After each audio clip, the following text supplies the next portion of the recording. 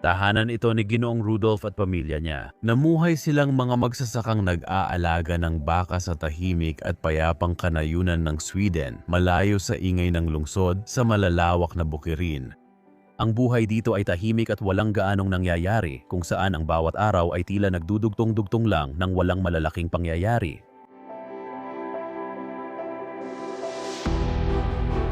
Patuloy na inalagaan ni Rudolph ang bukirin at mga hayop habang si Eva ay namahala sa bahay at sa kanilang mga anak, gaya ng ginawa ng kanilang mga ninuno sa loob ng maraming siglo.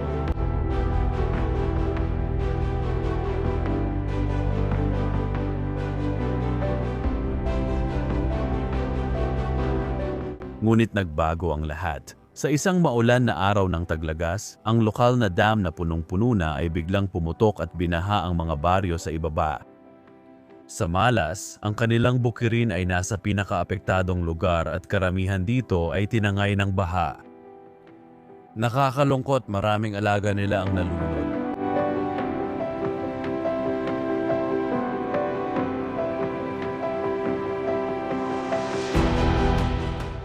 Ang sakuna ay isang matinding dagok sa pamilya, ngunit sa tulong ng kanilang komunidad at matibay na determinasyon, nagawa nilang malampasan ito at naging mas matatag at nagkakaisang pamilya.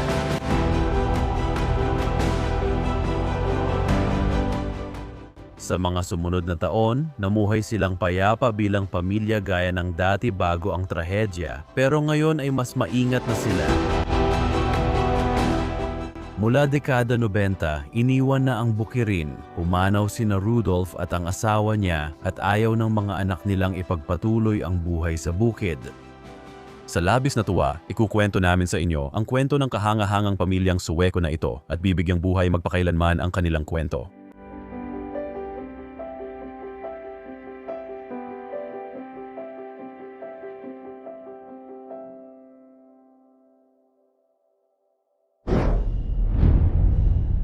Maligayang balik sa Bros of Decay. Ako si Leslie, gaya ng dati, nasa likod ng kamera. Kamusta dyan, Danny? At muli tayong nag-e-explore dito sa bansang Suweko. Narito na naman sa harap natin ang isang napakagandang manor, mansyon o bahay, kahit anong itawag mo dito. Dati itong bahay ng pamilya Franzen at sabik na sabik kaming ipasilip sa inyo ang loob nito. Talagang maganda ito, kailangan kong sabihin. Oh, talagang kamangha-mangha. Dito, pwede tayong pumasok sa bahay galing terasa.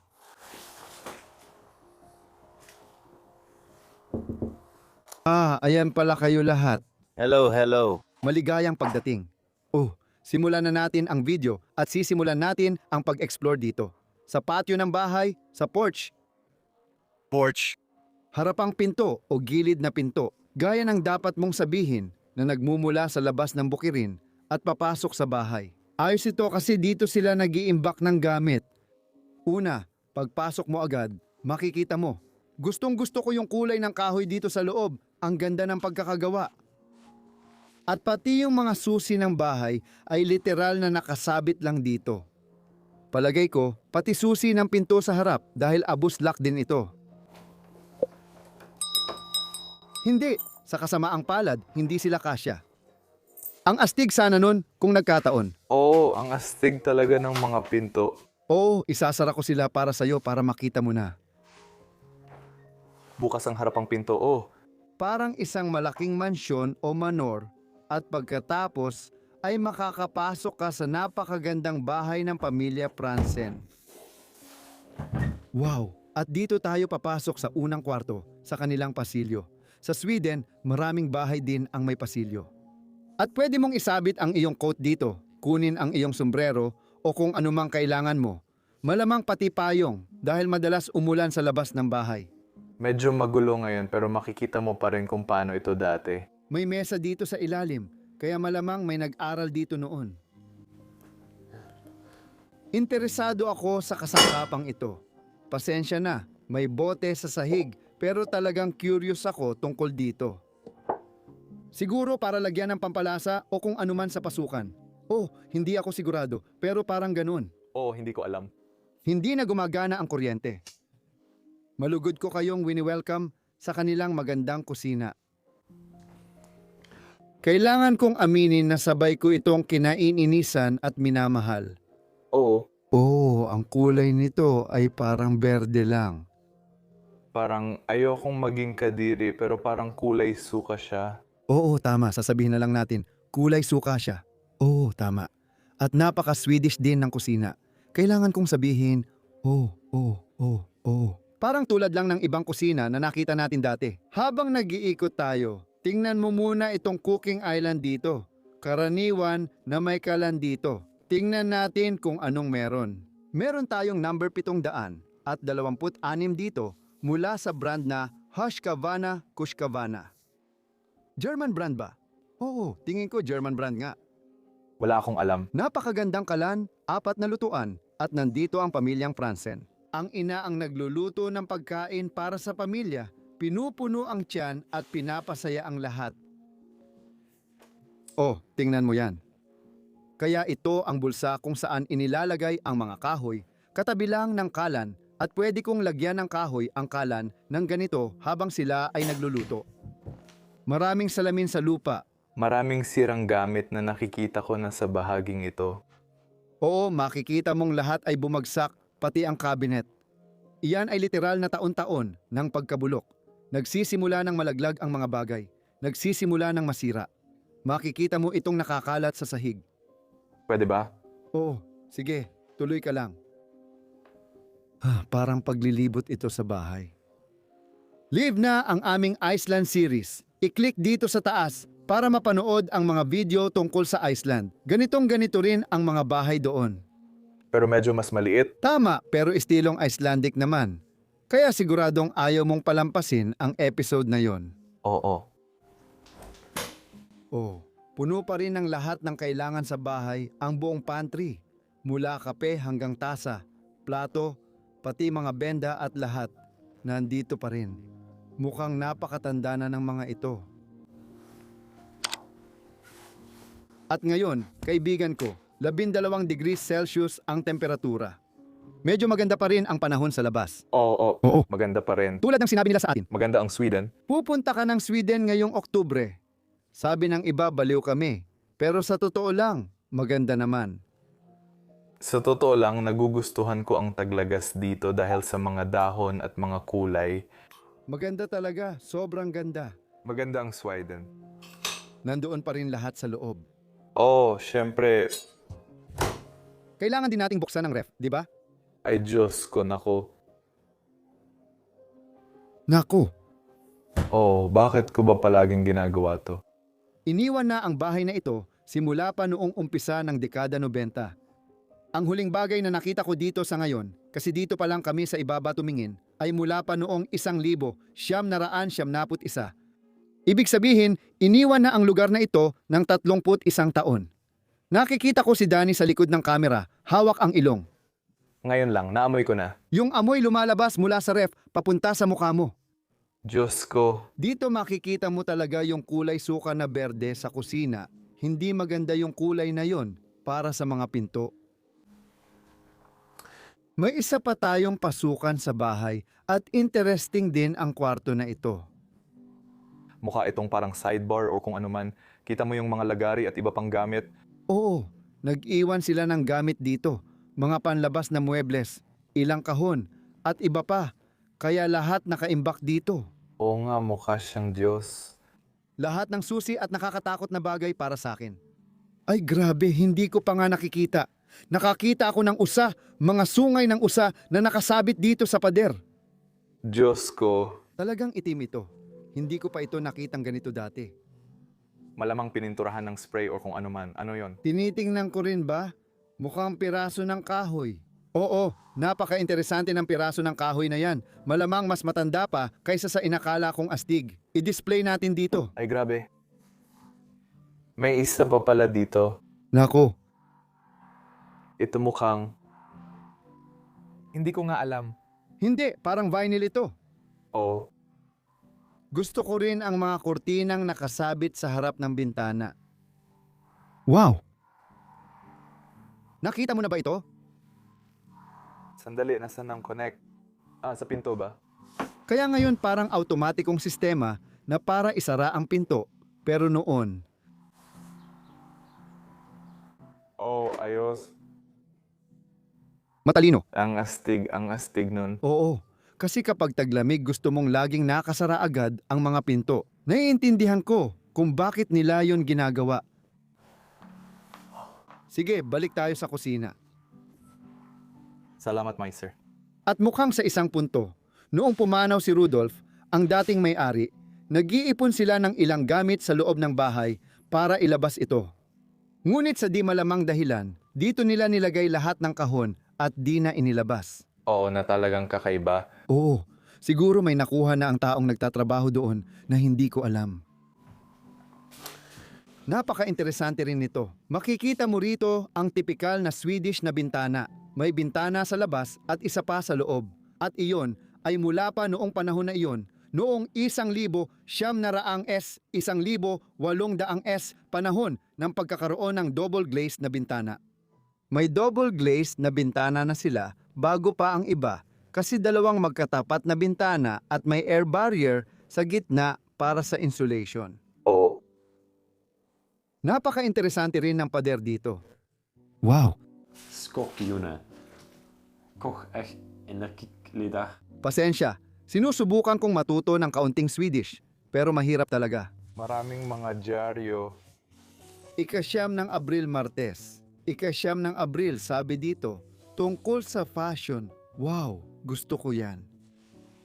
Maraming bagay sa dingding, gusto ko rin mag-display doon. At mukhang ito ang kanilang hapagkainan, kung saan sila umuupo para mag-almusal at maghapunan. Oo. Tanghalian. Napansin mo ba na lahat ng bagay sa kusinang ito ay mababa at maliit? Oh, Makikita pa ang iba sa kabila, pero mababa talaga ito. tama. Oo, kasi tinitingnan ko na rin. Parang, paano ka kakain ng hapunan sa ganong lamesa? Para sa akin, napakaliit niyan. At halos sumasayad na ang chandelier. Baka kaya maliit talaga ang mga tao dito. Oo.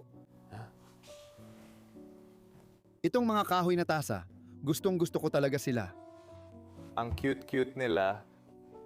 Itong mga relo at lahat ng gamit ay nandito pa rin. May naiwan pang pera. Ito ay isang Swedish krona na katumbas ng mga 10 euro cents o 10 dollar cents at may mas maliit pang barya dito sa loob. Pwede ba? Oo, sige. Ito ay mula pa noong 1982.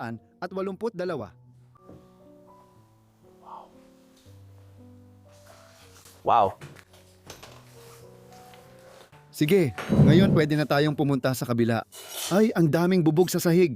Oh, Mag-ingat ka. kailangan kong mag-ingat kung saan ako tatapak. Tingnan mo itong bayan sa Sweden. Isang napakakaraniwang bayan sa Sweden na may simbahan sa gitna. At syempre, ang Sweden ay kilala sa mga lawa at mga puno. Oo, Oo, totoo yan. ang sungay na inuman madalas naming makita sa Iceland. Sa tingin mo ba sungay na inuman yan? Oo, doon sila umiinom. Oo, akala ko pang-ihip yon. At ikaw naman, Emix Tunog. Baka nga, oo, hindi ito sungay na pang-inom. Sa tingin ko, instrumento yan. Sinubukan ko lang, pero oo. Ito ay nung unang panahon pa. Tama ka! Ginamit nila yon bilang instrumento. Oo, tama ka talaga. Mali ako tungkol dito. Gustong gusto ko ang sasakyan natin dito. At sa tingin ko, mga Swedish Royals ito, CGXV, hindi ako sigurado kung sino sila. Talagang hindi ako pamilyar. Brand ba ito ng washing powder? Führer Alleger Nasa kanya ang pulbos. para sa lahat ng labahan. Sabi doon, parang tunog Aleman na porcel. Pagkatapos ang kusina, oh, tama ka. Paano mo yun titingnan? Kapag tumabi ako dito, abot tuhod lang ang kusina. Sobrang baba talaga. Kailangan ko pang yumuko kapag may ginagawa ako rito. Kung gusto kong maghugas ng pinggan, kailangan kong yumuko ng ganito. Sobrang baba talaga. Siguro, maliit lang talaga yung dating nakatira dito. Ay, may nalaktawan ako. Diyos ko. Lahat ng ito ay mga tradisyonal na panggupit ng buhok na makikita mo sa barberya noong mga panahong iyon. Wow, bakit ang dami? Sino ba ang magkakaroon ng ganito karaming panggupit ng buhok? Ang dami mong tanong ah. Okay pa yung grinder at shaver, nandito pa lahat. Tingnan mo ang mga nail cutter na ito, hindi ito mga kuko. Isang clip lang. May maliliit na pin dito, Isa pang barya o 25 sentimo. Corona sentimo? At itong maliit na nakasabit na kabinet dito. Siguro may mga libro dito kasi maliit lang at ginawa itong imbakan ng libro. Oo, kaya hanggang dito lang nila maaabot at ginagawa lang nilang dekorasyon iyon. Tapos lahat ng bagay ay nandito pa rin sa kusinang ito. Sobrang ganda talaga. Gusto ko rin yung takure na nakatayo dito. May maliit na pintuan din sa gilid dito na pinuno niya ng kahoy at mga gamit. Para ito sa welding. Oh, Mga welding rod tulad ng sa kusina. Bakit mo naman dadalhin yon sa kusina? oh. Siguradong bahay ito ng lalaki nung nandito pa si Rudolph. Maraming cabinet ng lalaki. Handa ka na ba para sa susunod na kwarto? Oh, tara na. Kaya ang susunod na kwarto, ang sala. Ang unang napansin ko pagpasok ko sa kwartong ito ay itong kalendaryong nakasabit dito. Sining ng mga Aboriginal mula Australia, raw ito. Ang kwartong ito ay mula pa 1984 kaya isa sa mga huling pirasong nakolekta nila. Baka dahil sa pagpunta natin sa Australia kaya tayo nandito ngayon. Nakuha nila ito kung saan, siguro sa isang tindahan ng mga murang gamit o kung saan man. Pwede ko bang ipakita muna ng mabilis ang kabuuan ng kwarto? Marami kang makikita dito at gusto mong magsimula sa... Sisismulan ko sa paborito kong parte ng kwarto. Talagang ayaw ito ni Danny. Hindi ko naman talaga ayaw, huwag mong sabihing ayaw ko. Hindi, pero iniisip niyang pangit ang kalan. Pero sinabi ko sa kanya, special ito sa sarili nitong paraan. Gustong gusto ko talaga ang kalan dahil napakakaraniwan nitong Nordic na kalan, masasabi ko. Pero lalo na sa Denmark, Sweden, Norway at Finland, nakikita ko talaga ang malalaking puting kalan. At itong isa ay mukhang medyo kakaiba kumpara sa mga nakita na natin hanggang ngayon. Pakiramdam ko parang hindi ito bagay dito sa loob. Gusto ko pa rin naman ito at makakatulong itong mapainit ang buong pamilya tuwing taglamig. Magkakatabi silang lahat sa paligid ng kalan, tinatamasa ang init na nanggagaling dito at may magandang upuan sa harap nito. Malamang may telebisyon noon dito o nagbabasa sila ng kwento, anuman ang ginagawa nila sa kwartong ito ay tiyak na napakasarap. Naalala mo ba ang malamig na taglamig sa Sweden habang nasa harap ng kalan? Oo naman. Ang saya, masarap yon. Oo, Gusto ko talaga ang malamig na gabi at fireplace. ang pintong ito ay mula sa hallway, pero nakaharang sa kabila kaya pwede ka ring pumasok sa hallway at sa kwartong ito ng ganoon. At meron din akong pader dito na talagang puno ng mga bagay. Gaya ng nakikita mo, mga dyaryo, blade, orasan, lahat nandito. Oh, anong nangyari dito? May nasunog. Maaring nasunog ang kable o may sunog sa kuryente sa pader. Oh, Kita mo, pinagsama-sama nila dito. oh, may nasunog dyan. Tingnan natin kung anong taon ang mga dyaryong ito. Mula 1976. So, nagbago yon. Akala ko iniwan na ito noong 1971. Ibig sabihin, mas huli pa roon. Kaya masasabi nating 2 dekada na itong abandonado. Oh, pwede ba akong magsabi? May napansin lang akong kakaiba. Oh, Kasi sa Portugal, alam mo namang mataas ang temperatura. oo. Pero hanggang 30 lang ang kaya ng thermometer na to. Di naman umaabot sa 30 degrees ang init dito sa Sweden. Pero hindi rin naman ito bumababa ng sobrang baba sa zero. Siguro parang nasa gitna lang talaga. Oh. Sabihin na lang natin yon. Ayaw mo ring papasukin sa bahay. Siguro parang thermometer lang siya sa loob.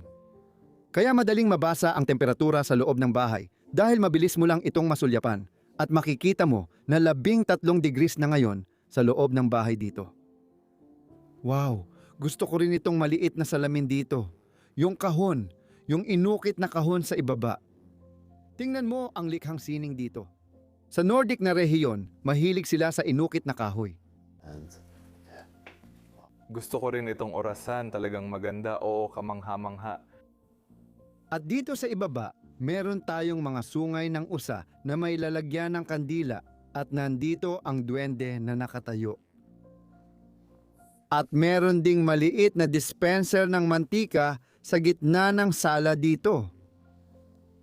Ano yon? Pin? Oh, magandang pen. Wow.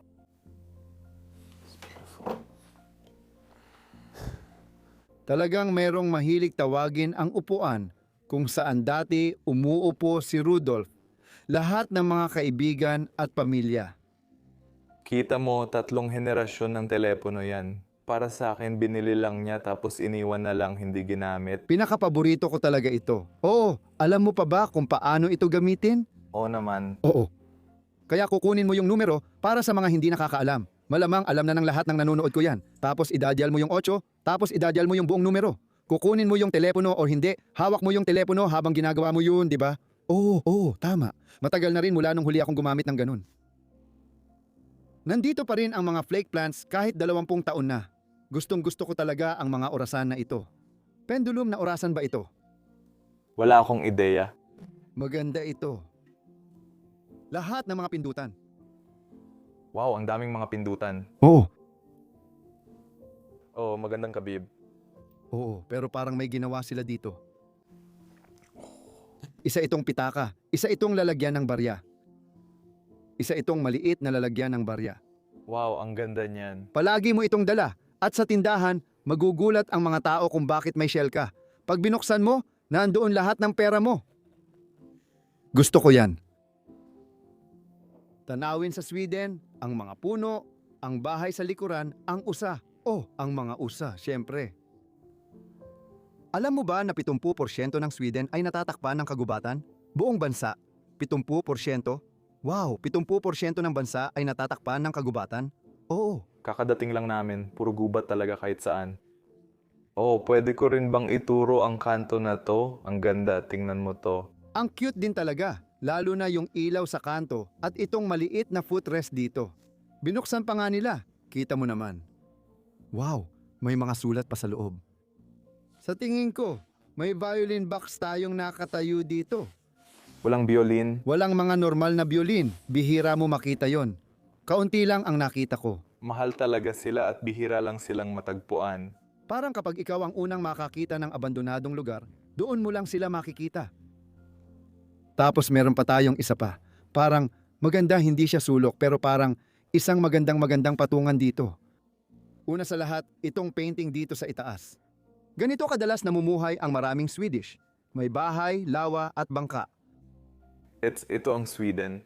Ito ang may isip mo kapag Sweden ang pinag-uusapan. Oh. The picture of Sweden, yeah. Isang iglesia, isang magandang simbahan, ex-kla, ex-kuwa, at pagkatapos ay ang makinilya sa ibaba nito. Hindi mo pa nakita ang tatak? Walang facet. Bago rin ito sa akin. Wow, parang Stockholm ang itsura ng larawan. Sa tingin ko, ito ay Verona. Oh, Italia. Ang galing naman yan. Tingnan mo siya habang lumalabas doon. Gustong gusto ko itong mechanical na kahon. Ano, ang cute naman. Gusto ko kung paano nila ito ginawa. Malamang matagal na rin ito. Oh, napakaganda. Sige, pati mga record at lahat ng bagay nandoon pa rin. Pati ang selyo. Kung may mga record. Dapat may plaka din doon. Oh. Pero sa tingin ko, baka yun na yun. Oh, yun nga, oh. Sige, oh. Oo. Oh. Totoong manlalaro ba yan? Hindi. Meron, hindi ito plaka player. Hindi yun. Ilalagay ang tape sa tape player. Oh, tape ito na paikot. Yeah, okay. Kaya dapat may record sa loob ng bahay. Maganda naman, may dobleng pinto dito. Wow! Gusto ko to. Nandito pa rin lahat ng mga libro sa baba. Anong uri ng libro ang binabasa nila? Boeken. Ito, Ingles at Suweko na diksyonaryo, nakasulat dito. Oh, Tingnan mo ang estilo ng libro. luma na kaya nagkakahiwa-hiwalay na ito. Talagang nasisira na ito. Pwede kang matutong Swedish at Ingles gamit ang librong ito. Mayroon pa ngang ilang mapa, aklat ng kasaysayan at iba pang bagay dito sa ibaba. Maraming instrumento dito sa bahay tulad ng biolin at tambol. At iyan yata ang snare para doon. Hindi ko alam ang pangalan nito. Oh, at alam mo bang plastic ito? Hindi ito plastic. Alam mo ba kung ano itong mga tali? Oh, hindi ko alam. Hindi. Ito ay buhok ng kabayo. Wow, kamangha-mangha ito.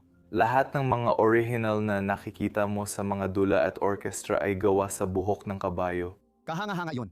Oh, Magandang orasan na bangka na nakasabit pa rin dito ang manibela ng isang bangka.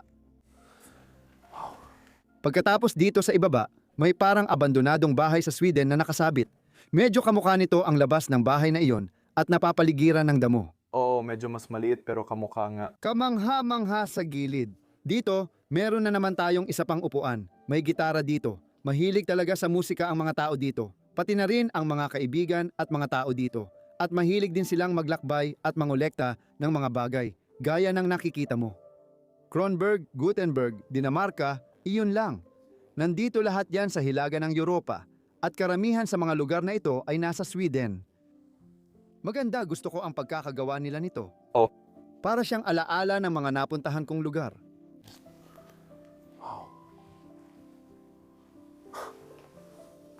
Makikita mo ang isang malaking tumpok ng mga larawan na nakahiga dito. Grabe, punong-puno ng alaala ang bahay na ito.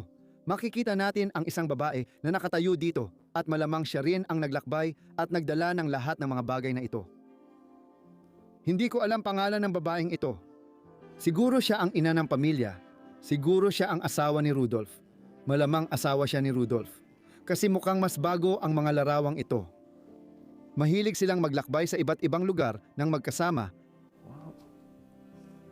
Puro magagandang lugar. Sige, at itong orasan na nakatayo dito sa itaas, isang orasan na buong inukit. Swerte, dati nandyan ang mukha ng orasan. Wala na ito ngayon. May ilang mga postcard pa na maayos na nakatayo dito, magkasama pa rin. Gamit ang sipit na ito, ayusin natin ito ng tama ayon sa nakita ko. Larawan sa dingding, isang lalaki ang nagpuputol ng kahoy. Meron tayong magandang artikulo sa dyaryo tungkol sa dalawang babaeng ito na nag-gymnastics noong 1973. Maraming dyaryong nakadikit sa dingding. Lahat ng ito ay malamang mga mahahalagang pangyayari, mga kaganapan sa buong buhay nila at pagkatapos ay inilagay lang nila doon. Sige. Siguro mga bata ito, sino ba ang nakakaalam? Hindi ko alam, pero gusto ko talaga ang mga cabinet at aparador na ito. May namamaga dito. Gusto ko kung paano nagsasara ang mga ventilador na yan. Oh, Kaya ko pa silang isara dito. Ngayon, oras ng umakyat at ipakita sa inyo ang mga kwarto at pribadong bahagi ng bahay.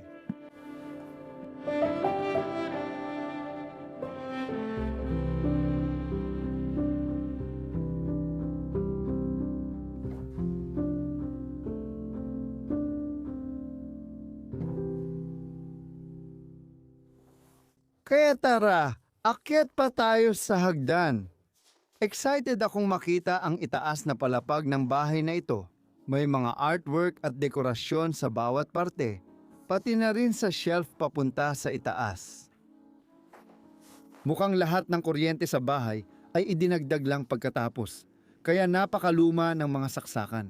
Kaya ang bahay na ito ay siguradong itinayo noong huling bahagi ng unang 1,800 mga ganoong panahon. Gitna o huling bahagi ng 1,800 sists. Lahat ng kuryente ay idinagdag lang at ang mga kable ay nakakalat kahit saan. Oh, natapakan mo ba ang telepono? Oh, isa na namang telepono dito. sandali. Maganda ang tunog nitong isa. Papasok tayo sa maliit na pasilyo sa itaas. Wait. Uy, umuulan sa labas dito. Naririnig ko. Ang tunog. Ang tunog ay parang... Nagsimulang umulan. Parang paulit-ulit ang tigil simula ng ulan dito sa Sweden. Kung ayaw mo ng ulan, huwag kang pumunta. Levier, isuot mo ang jacket. Nakasabit pa rin dito sa coat rack si Fridolf. Mayroong chandelier dito rin. Wow! Sobrang interesado. Oh, Sandali. Pahiram din nito. Oo, may maliit na pintuan dito. Maliit na built-in na cabinet. Nakatagong cabinet. Ayos, ang ganda. Sige. Alin ang gusto mong unahin? Kaliwa o kanan? Doon tayo sa kanan. Sige. Pinapili niya ako ngayon. Sa totoo lang, hindi ito ang kwarto kundi papasok tayo sa kainan. Ano ang itsura nito? Isang sala, isang kainan. Parang kompletong sala ito. Mukhang lahat ay nandito na. Oh, grabe. Kaya siguro dito kumakain ang pamilya Pransen. May 4 na upuan sa paligid ng mesa, kaya lahat sila ay pwedeng umupo dito. Mukha talaga itong kainan. Oo.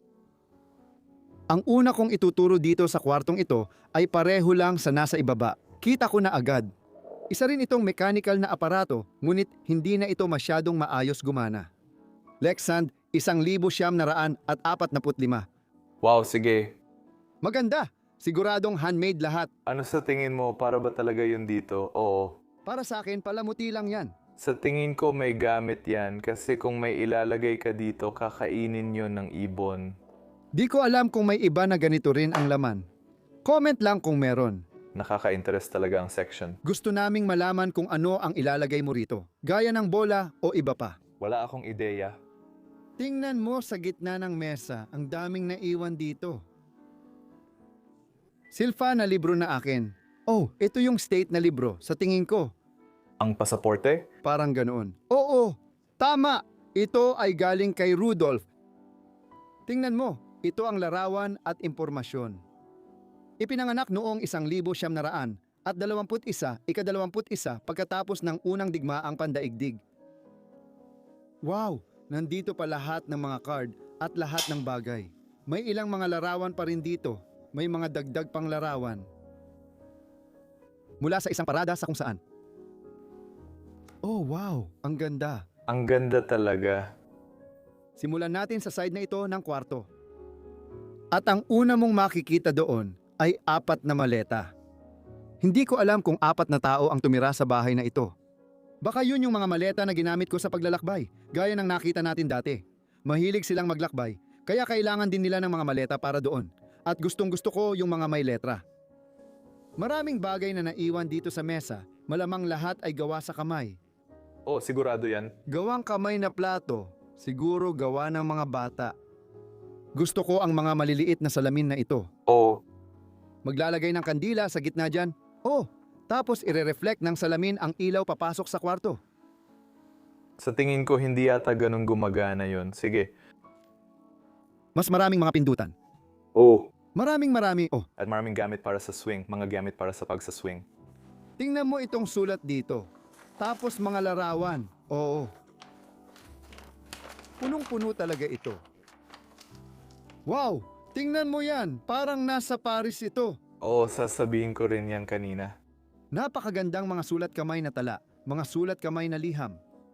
Ito ay ipinadala kay Rudolf Pransen. Sabi nila, hey, tapos may sinabi sa Swedish. Wow, gusto ko yan.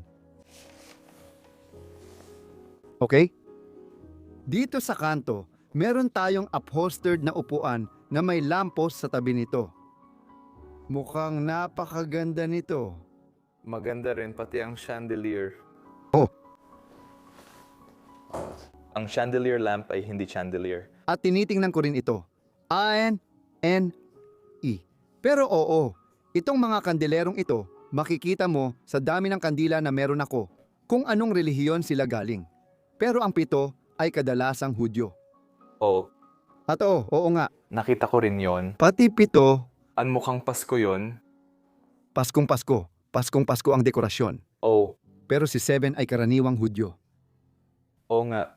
Sa aking kaalaman, Sineselebra nila ang Pasko pero sa ibang paraan. sa tingin ko, ang gabay sa alak ito ay isang gabay para sa'yo. Ay, wow. Pagluluto gamit ang alak, uri at gamit nito, nasa Ingles. Oh, kaya nag-usap na sila. Dapat kunan ko ito ng litrato. Yeah, shoot. Magandang upuang may upholstery dito sa ibaba, pero may poste ng ilaw sa tabi na makikita rin dito. Oh, Isang bagong lalagyan ng kandila na may 6 o 7 kandila.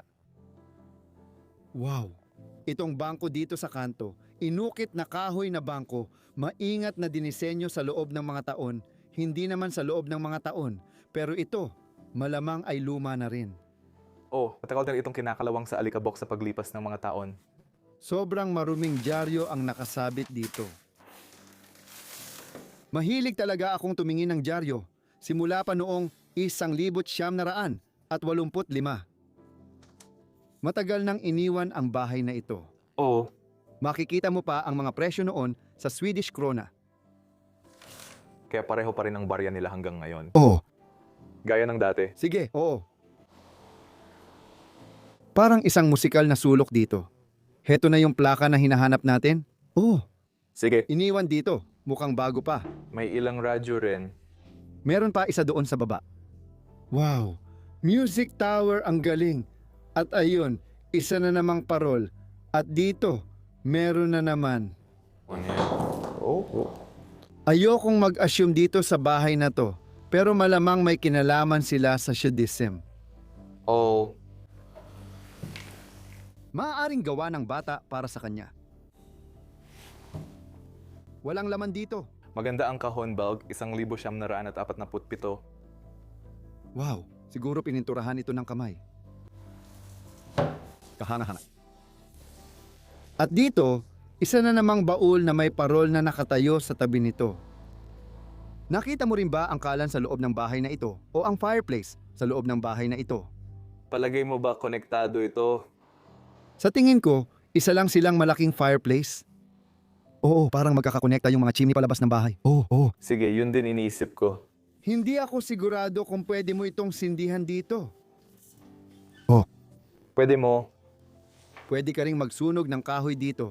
At sa tingin ko, mapapainit mo rin ang ibang bahagi ng bahay habang ginagawa mo ito. Oh, parang central heating. Oo, parang ganun. Eksakto. Wow, ang interesting ng fireplace na yan, lalo na kung paano ito nagsasara. Oh, 2 beses. Oh, Tingnan natin. dangli ka. Eshkin's tuna. Sinusubukan kong basahin ito, pero napakahirap. Sige, isa pa. Gusto ko lang sabihin tungkol sa kwartong ito. Napansin mo ba ang pader? Oh, Parang pader na bato ito, at hindi ako sigurado. Parang kakaiba kung paano ito ginawa. Talagang nakakaintrigang pader. sa tingin ko, semento lang ito na may pintura, pero talagang nakakaintriga kasi pati yung kisame ay bago, ibinaba pa. Oh, susunod na kwarto. Nakakamangha talaga ang kwartong ito. Para siyang isang Malaking silid-sining. parang museo na pinapasok mo. Lahat ng pader ay puno ng mga painting at larawan at kung ano-ano pa. Sobrang interesante. Iniisip ko kung saan magsisimula dito na lang sa sulok na ito. Pero itong mga gawa sa kamay na piraso, gaya ng nakikita mo, ay napaka-interesante. Isang tokador kung saan pwedeng umupo ang babae ng bahay at mag-ayos tuwing umaga. Tingnan mo rin itong mas maliit dito.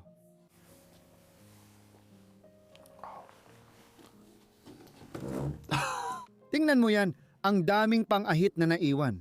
Pwede kang maglagay ng salamin na ganyan, tapos mag-aahit ka ng sarili mo. Ayos! Wow, isa na namang salamin na kapareho ng estilo nung isa. O bagay siya sa Lahat ng mga bagay, tugma. sa tingin ko.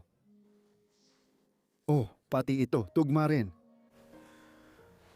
Itong pader na ito, naku, ang daming bagay dito at ang dami ring iba't ibang estilo ng sining. Wow! Totoo, parang class picture ito. Oh, siguro nung bata pa sina Rudolph o ang asawa niya. Ito ay tatlong D. Maganda. Oh, matagal gawin yan. O parang isang pinta ito, parang pang Maharlika. Tiyak na ito ay mula sa Maharlika ng Sweden. O nga, Tingnan mo ang rebultong gawa sa marmol dito. maganda. Lahat ay naiwan pa rin sa ilalim ng araw. Napansin ko rin ito. Umiikot na gulong. Oh, mukhang akin nga ito. Touch But, na anymore. ang ganda nito.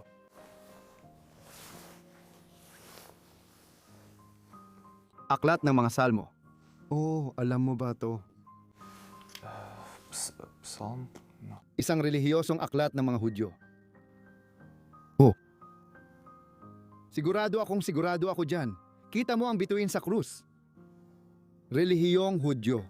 Kaya tiyak na ang mga taong nakatira sa bahay na iyon ay mga Hudyo at o nagsasagawa ng relihiyong Hudyo. Dapat nating sabihin o interesado sila rito. Napaka-interesante. Oo nga. Andiyan ka pa rin sa taas.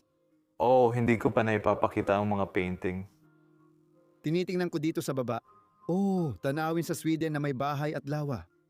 Oo nga pala, may tanong lang ako. Alam mo ba kung bakit pula ang mga bahay sa Sweden gaya nito? Hindi ako sigurado. Hindi ako eksaktong sigurado tungkol dito. Pero sa tingin ko may kinalaman ito sa pagiging makulay at sa panahon ng taglamig. Hindi! Walang kinalaman doon. Ang pulang kulay ng uling ay napaka-espesipiko, hindi kumukupas sa araw kaya hindi na kailangang pinturahan muli. And maganda talaga ang mga mineral dahil sinisipsip nila ang moisture. Sige. Dahil mas tumatagal ang kahoy. Makikita mong maraming bahay sa kanluran ng Sweden na may ganitong kulay. Karamihan ay pula lang talaga. Oo. And ako parang sobrang interesado ako. Bakit ang daming pula tapos nalaman ko na yung palang kulay na yun ang sumisipsip ng moisture. May partikular na uri ng pula na nakita rin natin dito sa bahay. At sa tingin ko, ito rin ang ginamit na pintura. Sa tingin ko pula nga. Tingnan mo, mas marami pang larawan ng pamilya at ng mga batang babae dito. Baka kasama ni Rudolph ang kabayo niya noon. Wow, gusto ko rin yung dalawa na nandoon sa itaas. Maganda ang daungan. At pagkatapos itong napakalaking tapiserya dito sa pader, parang eksena ng labanan ng mga Arabe. Talagang gusto ko ito, ang ganda. Meron din silang upuan dito na may telepono sa tabi nito. Ang ganda, gustong gusto ko rin ang kulay. Oh, Magandang pulang upuan. Ang pangniniting na bota. Diyos ko, ang daming botones. Kung kailangan mo ng botones, kahit sino, padadalhan kita ng ilan nito. Ito talaga ang lugar kung saan nakaimbak lahat ng gamit para sa pagniniting. Ang dami pang natira, pati mga damit at lahat ng nakasabit pa sa pinto. Levland, Isberland, 1,974.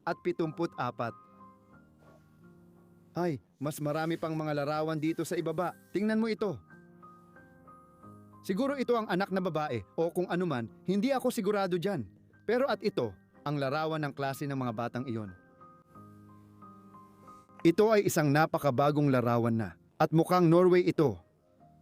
Oh, siguradong Norway ito. Napakagandang lugar, hindi ko alam kung saan eksakto ito. Wow. May isa na naman tayong magandang pulang sofa dito sa sulok. Oh, talagang luma na. Ilan pa? Pasensya na, talagang lumalala na ito. Lumalala na ang lahat dito sa kwartong ito at pati ang mga bahay. Wow! Oh, nagiging ganito na ito.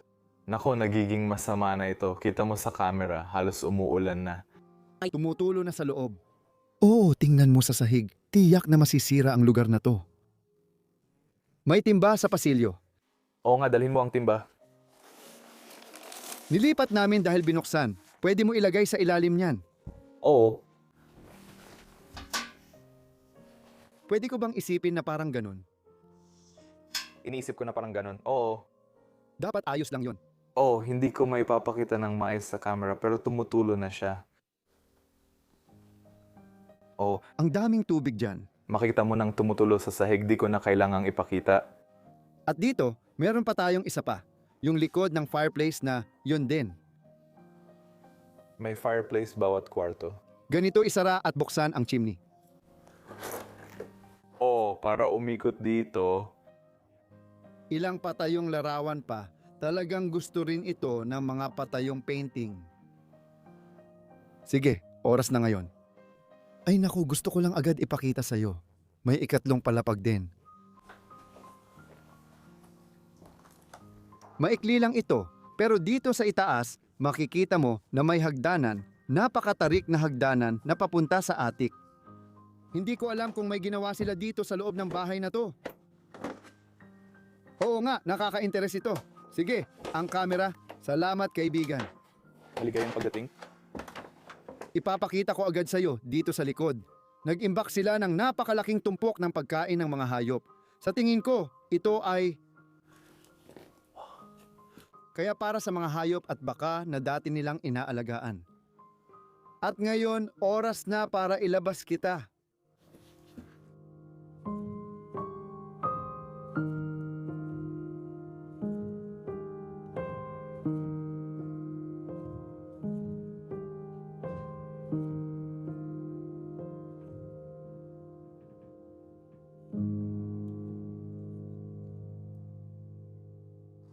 Kaya heto na naman tayo, nasa labas ng bahay. Wow, tingnan mo ito. Ito ang parang likod na porch na meron kami. May nakasabit na cleaver dito. Si Danny rin, At pati na rin yung mga gamit ng kabayo, mga kabayo sapatos. At tulad ng nakikita mo, ito yung kulay na binanggit ni Danny kanina. Yung mapula-pula na kulay. oo, may pangalan ito pero hindi ko nasasabihin dahil hindi ako marunong mag-Swedish. Ngayon, sobrang excited ako dahil napuntahan na natin ang pinakataas dito at walang mga kwarto doon. May ilang gusali sa labas na susuriin natin kung doon talaga natutulog ang mga tao noon. Lalo't walang banyo base sa nakita natin sa loob ng bahay. Walang banyo. Oo, Napakakakaiba. Ayos ba? Ang likod bahay ay punong-puno ng iba't ibang bagay na naipon nila sa loob ng maraming taon. May ilang karaban na makikita natin na nakatayo dito. Di ako naniniwala na doon natutulog dati ang mga tao. Hindi iyon isang permanenteng bagay oo. Pero yung bahay sa likod, na mukhang tulugan.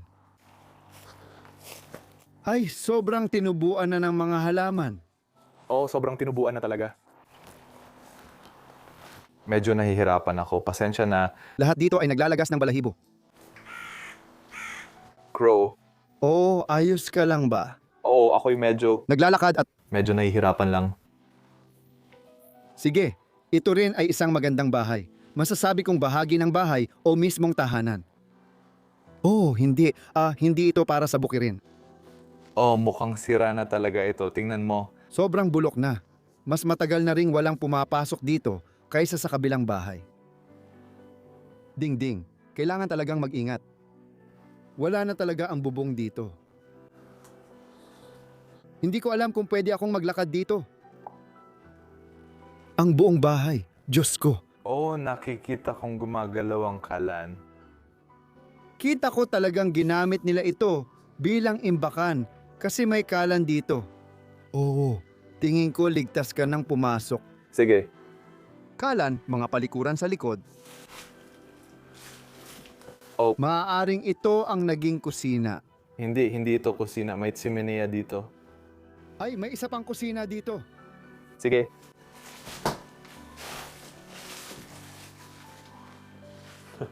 May malaking gulong ng traktora dito at iba pa. Ginagamit talaga nila itong imbakan. Tingnan mo muna ito bago tayo magtuloy. Saan? Anong nakita mo na may pinto dito? Anong pinto? Gusto ko lang itong makita agad kasi gusto kong malaman kung merong kahit anong bagay dito sa attic na parang isang lugar na tulugan. Hindi, mukhang wala rin talagang laman dito. Pero gustong-gusto ko talaga yung estruktura dito sa itaas, yung mga kahoy na biga. Doon sa likod. Balik sa akin, sir. Balik sa akin. Hello? Napakatarik na hagdanan. Oo. Sanay na ako dyan. Ginagawa rin namin yan sa Portugal. Nakita ko. Oo. Pagkatapos pupunta tayo sa likod ng bahay. Oo nga. Oh, nakuha mo. Kama dito. Oo. Ito talaga ang mga kwarto ng bahay noon. Oo. Oh, tama, malamang. Pero ito ay mukhang magulo, wasak na wasak kumpara sa kabilang bahay na talagang perpekto. Oo, doon talaga nanirahan si Rudolph sa huling taon niya. Baka may kwarto siya sa bahay. Siguro isa sa mga recreational vehicle sa labas nung huling mga taon niya. Wala rin kasing banyo sa loob. Napansin mo ba? Oo, napansin ko. Walang shower, wala talaga. Talagang kakaiba. Talagang kakaiba. Oh, may isa pa. Mag-ingat dito habang nagpipinta. At oo, puro sulok talaga ito. Malalaglag na ito kaagad.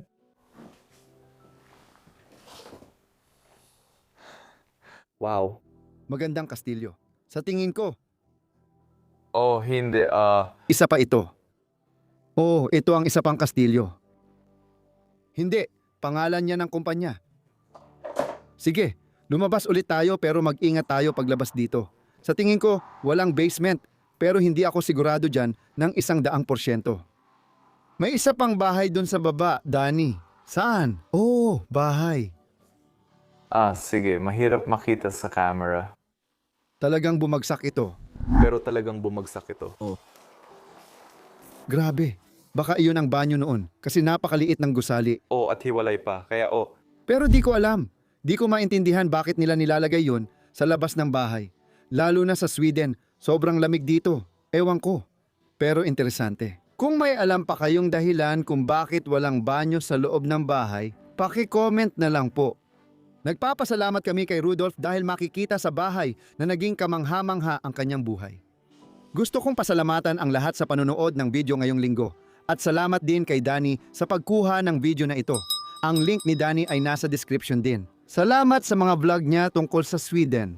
salamat. Kaya ayun, sa lahat ng iyan, maraming salamat sa panonood ng video natin ngayong linggo. Kung nagustuhan mo, paki-like ang video, mag-subscribe sa channel sa ibaba at mag-iwan ng magandang komento sa comment section. May link din sa description para sa Patreon. Pwede nilang suportahan ang channel para matulungan kaming maglakbay sa mga bansang ito dahil sobrang mahal. Oh. Sige, lahat, magkikita tayo ulit sa susunod na linggo sa isa pang epic na dokumentaryo tungkol sa isa pang maganda at abandonadong lugar. Mahal ko kayo.